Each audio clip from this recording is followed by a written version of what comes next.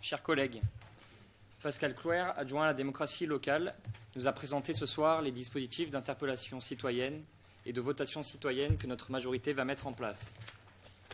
Aujourd'hui, les seules initiatives populaires, c'est-à-dire proposées par les citoyens, ne sont que consultatives.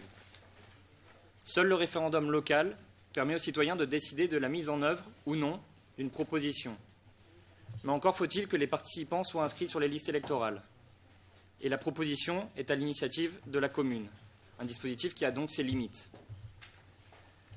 Les dispositifs que nous mettons en place, qui, je le rappelle, sont aussi ouverts aux jeunes de plus de 16 ans ainsi qu'aux étrangers, instaurent une forme de démocratie directe qui permet aux citoyens d'être à l'origine de la proposition, mais aussi d'en être les décideurs.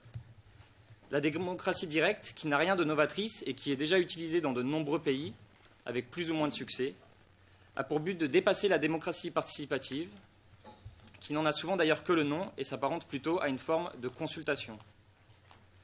À part la ville de Paris, qui développe de nombreux outils permettant de rapprocher les citoyens des prises de décision, Grenoble fait partie des grandes villes pionnières en France à mettre en place une véritable démocratie directe. Et si aujourd'hui de nombreux citoyens se sentent très éloignés du pouvoir politique, nous sommes persuadés que c'est à l'échelon communal que nous devons restaurer ce lien, si essentiel au bon fonctionnement de notre démocratie. La première votation, qui présentera une ou plusieurs pétitions aux citoyens, aura lieu en octobre 2016. Nous souhaitons bien sûr que cette votation citoyenne, qui aujourd'hui ne peut pas être délibérée par un conseil municipal, mais seulement présentée comme un engagement moral, puisse rapidement devenir une réalité grâce à une loi. Nous espérons donc que cette innovation pourra trouver un écho au niveau national et dans de nombreuses autres communes. C'est pourquoi tout notre groupe se réjouit de voir des citoyens grenoblois s'investir, que ce soit dans les conseils citoyens indépendants, le budget participatif ou encore des programmes comme Jardinons nos rues.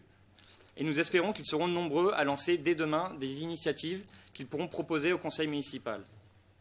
Donner aux citoyens le pouvoir des initiatives et des prises de décision, c'est aussi leur donner une raison de s'intéresser au fonctionnement de leur commune et leur donner envie d'y prendre part. Merci.